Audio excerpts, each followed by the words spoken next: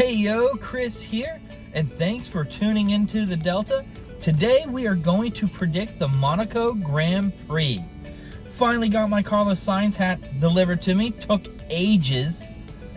More for the price I paid for the hat. I don't think it should have taken this long. I don't know what they did, if they had Michael Phelps swim it across the pond or what, but it finally came and it looks cool and I love it.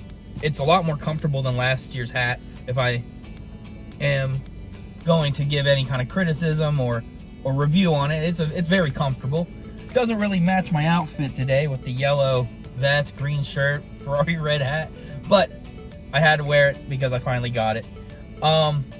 Anyway, we're gonna predict the Monaco Grand Prix today, and I don't necessarily love this circuit. I think it's beautiful. I think Monaco is beautiful. I think the historical relevance of the track is amazing and awesome. It's just modern day Formula One doesn't necessarily warrant the most amazing of races. I think that you get a lot of... I think if you're going to tune in and want to see something exciting this weekend, tune into qualifying, because that's kind of the order in which the race will end as well, barring some sort of like crazy weather or red flag or yellow flag or something like that. Still tune into the race. You never know what can happen. For all you know, Max Verstappen just, takes that turn after the hairpin and slides into the wall. Next thing you know, open race. But overall, the race is pretty much determined by the qualifying, and because of that, I can't say I love Monaco, but I do like the idea of another race this weekend, and it's worth getting excited for, at least by that standard. But let's just get right into it. First of all, like and sub to the channel, helps me out a lot. If you'd like to put a comment in, that'd be even better. But let's begin with the biggest loser. And for the biggest loser this weekend, I have Logan Sargent. And it's more or less because he sucks at qualifying, he sucks at driving. As much as I hate to bash my fellow American, it's just, he's not good. He has yet to out-qualify his teammate, Alex Albon. And in a track that requires, that is so dependent on your qualifying position, I just don't see any way that Logan Sargent performs well this weekend.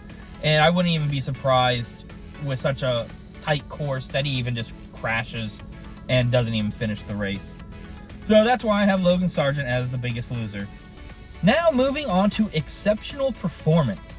I think I'm taking the easy road on this one, and I'm going with Fernando Alonso.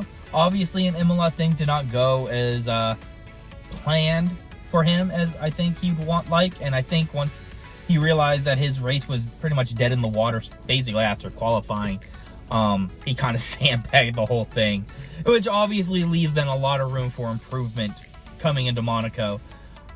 It also is because the track is the way that it is. I think experience matters, and Fernando Alonso has tons of experience. And because of that, I think Fernando Alonso gets into the points probably around P8 to P6, something like that, and gets Aston Martin some very much needed points at this stage in the season. And if we have an exceptional performer, we also then have to have disappointment. So for biggest disappointment this week, I'm actually going to go with Carlos Sainz. He just hasn't been doing well since his performance there, and I'd say Japan. I mean, he won Australia, did decent in Japan, and then ever since then, just kind of everything balanced back out to where Leclerc is clearly the number one driver still of the team, and he's kind of fit back into his number 2 role. Now, that doesn't mean things can't change or anything like that. It's just things have kind of, the equilibrium has come across where Sainz is back to where Sainz is just, the number 2 driver of Ferrari, which is fine. That doesn't mean he's doing bad. It just doesn't mean he's doing exceptional. And because he's been having some rough times, he's even stated that this particular circuit isn't going to bode well for his car, and there will probably be some struggles. And we have to remember too, when biggest disappointment is brought up, it's relative to the driver. Like, if I say Yuki is going to be the biggest disappointment, it's relative to how Yuki typically performs, and he's going to underperform. So I still think that Sainz is going to get into the points, barring a DNF or something like that. But for, like, Carlos Sainz standards, where we expect him to be in the top 6, top 5, even podiums, I just don't see it. I could see Sainz finishing 7th, 8th, or 9th, maybe even 10th. Unfortunately, we want Ferrari to get all the points they can get, so it really pains me to say that Carlos Sainz isn't going to do well. But I just don't think he's going to have a great weekend. And now we'll move on to the shocker pick. And I got Williams gets their first points. Now that's kind of a tough one, because I literally just said Logan Sargent is going to be garbage, right? And that only leaves Alex Albon. Like to sit there and say one driver for your one team on this one track that requires you to perform very well on Saturday to have a good race on Sunday, that's a lot of eggs in the basket. I think Alex Albon has it in him. I think that Williams is motivated. I think Alex Albon has the skill set to do it. But I do think if he can sneak his way into Q3 somehow, find a way to do better than, the other half of the field, then there is a path where Alex Albon gets into P9, P8, especially if you get a stoppage in the race because of a DNF or two. Like, I could see Alex Albon finishing P10, P9, and getting Williams their first points of the year. Now, talking still about qualifying and how important it is, we'll pick pole position. I'm going to go with Charles Leclerc again. Now, I went with Charles last week because I was very confident in his ability to qualify in a newly upgraded Ferrari. It didn't work out. Lando and Verstappen did do well. But if I say Charles Leclerc every single race for the rest of the year, I'd be bound to get one right? But no, I do. It's technically Charles Leclerc's home race, right? He is a monegasque. Like, I read somewhere that there's a lot of Formula One drivers that live in Monaco or have residency there, but like, he is a true monegasque, and he has historically struggled on his home track, and I think this year's going to be a little bit different. The car is a better car, and every year he's a more experienced driver. He does very well in qualifying, typically. So this is the one. I think this is the one where Charles has just a good Monaco Grand Prix that he can finally put on his resume. But now we'll move on to podium picks. For P3 on podium, I got Lando Norris. He is just performing on another level. You can see the excitement, or you can hear the excitement in his voice and see the effort he's putting in. The way that he was just driving there, those last 10 laps there in Imola, just amazing. There is no other driver that I'm looking at right now on the circuit that I feel just is a shoo-in for podium anymore. I mean, obviously you have Max, who's always good, and then you have like Charles and Sainz, and obviously, I mean, Hamilton is historically amazing, but not in a good car. And I just don't think Piastri is quite up at that level yet. So when I'm just thinking, like, who is a shoo-in for a podium, it comes down to Lando, just the way that he's been in that McLaren. And I think he's going to qualify well. He might qualify, second, third, fourth. And like I said, it's not like you can't overtake. So, I mean, there is an opportunity for him to get a position somewhere. Any driver can. And because of that and his recent performances, I think Lando gets P3. And then we go on to P2.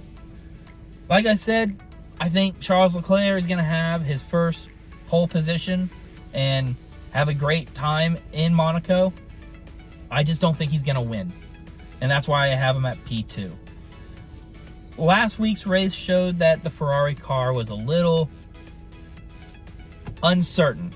And that doesn't mean they're bad or anything like that. I just think that Ferrari has a lot of things to figure out with the car. And unfortunately, after Imola, they pulled Monaco. And I just don't know if this is the race where you find extra performance or figure things out. I think a lot of teams are actually just going to go rank and file.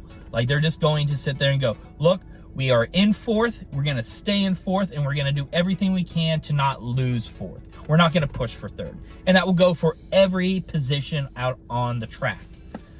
Unfortunately, if Charles does get pole position, that will probably mean Max is behind him. And it's going to be tough for Ferrari to come up with a decent strategy and Charles to perform better than Verstappen in a track that where you make one little minor mistake, you will get passed. Let's say there is a pit stop error like there has been in the past. Verstappen's now in the lead. Let's say you take a corner just a little bit off. Verstappen won't. So I do see that there will be a point, probably very early in the race. Let's just say off the start. Max Verstappen gets a great start. Boom, he's in first place. And it'll be Max, Leclerc, and Lando for the rest of the time. So I'd love for Leclerc to win at his home track. I just don't see it happening this time. I think Leclerc will get a victory this year, but just based on the timing and the type of track we're on, I don't see Leclerc getting his win this weekend.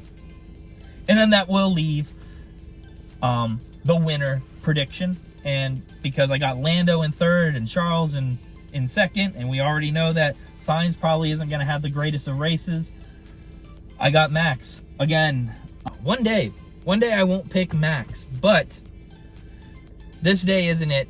I think whether he qualifies in pole position or in second or even third, I think he'll find a way to get into that slot where he's just in first place and he'll hold it.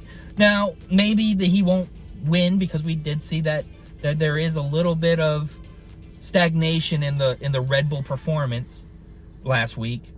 Maybe he doesn't win by 12 seconds or 30 seconds or even 6 seconds. It might be a tight race. It's just on that track, I don't see a scenario in which Max Verstappen gives up P1 throughout an entire race in any shape or form. But we'll find out. This race weekend is going to be interesting because, like, all these cars, they brought in their upgrades. I just don't think the upgrades matter at Monaco. I think once you qualify in a particular spot, you're going to finish 1 or 2 spots deviated from that. But a little fun thing that we like to do, I did bring it. I cleaned out my car a little bit. I busted out the Voodoo wheel. Now the Voodoo wheel, if you're not haven't seen before in this channel, I have the top 6 teams on here. You know, Red Bull, Ferrari, McLaren, Mercedes, Aston Martin, and RB is the 6th team in the standings, so they are in the 6th spot. Then we also have Winner's Woes, where the Voodoo strikes some voodoo, some mysticism on the winner of the previous race. Mechanical Mayhem covers all the teams, that one of the teams will have a potential mechanical error. Podium Plunge, where only the people that made podium have a bad race. It could be only one of them, or it could be all 3 of them. And then you also have In the Pits, where one of the teams will have a bad pit stop. The Voodoo wheel has been pretty brutal this year. For instance, we landed on Podium Plunge a few races ago, and Max Verstappen there in Australia blew out his brakes. Then we've also had situations where the Voodoo wheel has not cast any spells. Like, we landed on Winner's Woes after Australia, and Sainz still had a good race. But it's a fun little way to see if we can inject some mysterious voodoo, make a race a little bit more fun, and something to see if the wheel has any effect on the race whatsoever. But that's enough about that. Let's just get right into the spin and see who the Voodoo wheel is striking at Monaco.